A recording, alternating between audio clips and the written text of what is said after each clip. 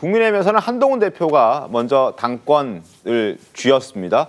차기 대권 권력도 다시 한동훈 대 이재명으로 이제 사실상 이재명 대표가 거의 기정사실 다시 전 대표가 다시 대표가 될 가능성이 굉장히 높기 때문에 한동훈, 이재명 이렇게 양강 구도로 이제 앞으로 펼쳐질 텐데 여론조사 결과를 하나 저희가 가지고 왔습니다. 함께 보여드리겠습니다. 장래 정치 지도자 선호도입니다. 이재명 전 대표, 이재명 후보가 22%, 그리고 한동훈 현재 국민의힘 당 대표가 19%입니다.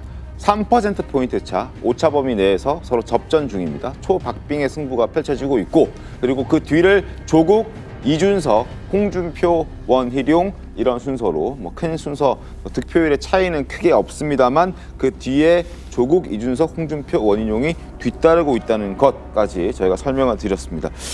한동훈 효과라고 봐야 되겠습니까? 송영훈 변호사님 어떻게 보십니까? 그렇죠. 일단 이번 전당대회 결과가 이번 주에 나왔지 않습니까? 네. 그러면서 컨벤션 효과가 상당 부분 반영이 됐을 거고 네. 그리고 단순한 컨벤션 효과 이상의 의미가 있을 것으로 보이는 것이 한동훈 대표가 이번에 전당대회 출마하면서부터 당의 변화의 시작이라는 부분을 굉장히 강조하지 않았습니까? 그렇습니다. 그리고서 전당대회 결과가 당심과 민심이 거의 일치되는 결과가 나왔어요. 그러면은 한동훈 대표 체제에서의 국민의힘이 상당히 이전과는 다른 그러니까 민심과 코드를 정확하게 맞추고 국민 눈높이와 동조화되어가는 네. 그런 변화를 이끌 수 있을 것이라고 하는 기대가 반영된 것이 저 여론조사 결과가 아닐까 싶습니다. 여기에 덧붙여서 하나 말씀을 드리면 지금 이재명 민주당 전 대표가 오차 범위 내에서 앞서 있는 것처럼 보입니다만 네. 이건 한 석 달 뒤쯤에 다시 한번 봐야 된다고 생각합니다. 3개월 뒤에. 그렇습니다. 그 위증교사 사건 그리고 선거법 사건 1심 판결이 앞으로 한 석 달 안에 다 나올 겁니다. 예. 그중에서 어느 하나라도 혹시 유죄가 나온다면은 저 수치가 상당히 출렁거릴 가능성이 있다. 석 달 뒤쯤에 우리가 전반적인 상황을 재검토해봐야 될 상황이 올 수 있을 것이다라는 말씀 덧붙여서 드려봅니다. 여전히 사법 리스크는 살아있고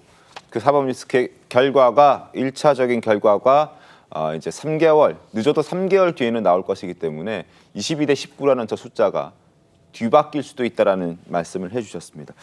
한동훈 대표 앞으로 당 대표는 됐습니다만 앞으로 넘어야 할 그런 허들도 만만치 않습니다. 영상 보겠습니다. 장관님 여기 도토리 그려주시나요? 도토리? 네. 도토리? 그냥 먹는 도토리가요? 네, 도토리. 장관님 우리 대선까지 같이 갈 거예요. 한동훈! 한동훈! 한동훈! 4월 10일 이후에 제 인생이 좀 꼬이지 않겠습니까? 이기던 지든. 저는 그걸 알고 나왔습니다. 그렇기 때문에 그 이유는 정말 생각하지 않고 있습니다.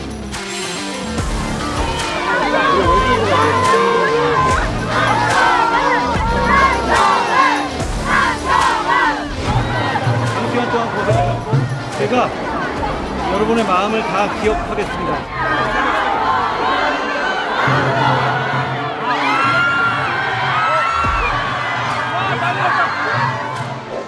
가장 원하시는 게 뭡니까? 우리가 3년 후에 이길 수 있는 대선 후보를 갖는 거 아닙니까? 우리 지지층의 강렬한 열망입니다. 그게 저라면 제가 나갑니다.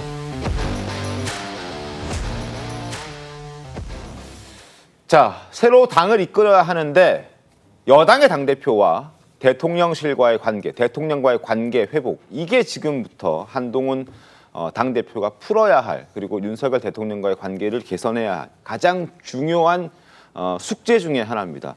여러 신문들에서 보도에서도 이런 부분들을 지적을 많이 해놨던데요. 저희가 그래픽을 좀 준비해 봤습니다.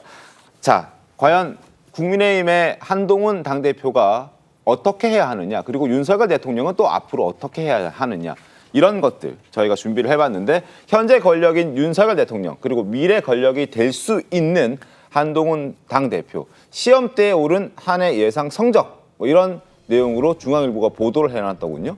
1번 윤과의 관계 회복 그리고 당 혁신 성공 이게 베스트겠죠. 이게 베스트입니다. 2번 윤과의 관계 회복은 실패했지만 당의 혁신은 성공한다. 3번은 윤과의 관계 회복은 성공하는데 당의 혁신에 실패한다. 그리고 4번은 최악의 결과입니다. 회복도 못하고 혁신도 못하는 무능한 당대표로 남을 것이냐. 자, 4가지 안 중에 한동훈 후보는 어떤 걸 선택할 것이냐. 물론 1번을 노리겠지만 가장 좋은 최고의 시나리오를 노리겠지만 그러지 못했을 경우 윤과의 관계 회복, 당 혁신 성공 어떤 걸 더 중점적으로 해야 할 것 같습니까? 할 것 같습니까? 또 저는 저 프레임이 잘못됐다고 봐요. 잘못됐다고 봅니까? 네. 중앙일보 출신 아니신가요? 예, 근데 저 국장했죠. 근데 저게 왜 그러냐면요. 그 회복이라는 게 뭐냐. 네. 윤과의 관계 회복이라는 것의 의미가 뭐냐를 정의를 해야 돼요. 회복이 과거처럼 용산에서 지시하면 당은 따라가는 상명하복 관계를 갖게 되는 게 회복이냐? 회복이라고 봐야 되느냐? 그걸 회복이라면 저희 당은 망해요. 아니 지금 이번에 총선도 그렇고 이번에 그 전당대회에서도 그렇고 당원들과 국민이 요구하는 게 뭡니까? 그런 관계 맺지 마라라고 지금 네. 요구하고 있는 거 아닙니까? 상명하복 관계가 아니라 수평적이고 협력적 관계를 맺어라. 네. 그래서 변화를 보여줘라. 그래서 우리에게 희망을 달라. 이게 지금 당원과 그 국민들이 요구해요. 근데 저 표명에 따르면 윤한 관계 회복, 네. 그리고 당 개혁 이렇게 얘기했는데 윤한 관계 회복을 어떻게 하는 게 윤한 관계 회복인지에 대해서 그 규정 자체가 저는 잘못됐다고 봐요. 네. 그러니까 저런 도식은 그 표식은 잘못된 표식이다라고 생각을 하고요. 그 윤한 관계에 대해서 얘기하면 두 분은 지금 그 내년 대선 그 다 3년 뒤에 대선까지 같은 배를 타고 가고 있는 거예요. 네. 둘이 같이 배 타고 가고 있어요. 근데 거기서 마음에 안 들어서 배에다 구멍을 내? 그러면 배는 같이 침몰해서 같이 죽죠. 같이 죽는 거예요. 네. 그런 관계예요. 그러니까 두 사람은 관계가 내면적으로 과거에 네가 나하고 이렇게 친했었는데 나한테 이런 식으로 내 말을 잘 안 들어? 내지는 아니 이렇게 일방적으로 지시하시면 어떡합니까? 이런 게 마음속에 있든 없든 간에 네. 두 분은 어쨌든 같은 배를 타고 목적지를 향해서 쉽게 얘기하면 성공적인 대통령으로 남는 길을 위해서 가는 거고 다른 한 분은 이 당을 완수시켜서 본인이 대통령 후보가 될지 어떨지 모르지만 네. 적어도 그 다음 정권에서 다시 정권을 뺏기는 일이 없도록 하는 그 길로 해서 가는 거거든요. 그러니까 저는 윤한 관계 언론에서 계속 얘기하는데 그렇게 생각한 것과는 전혀 다른 결과로 갈 것이다. 이렇게 봅니다. 알겠습니다.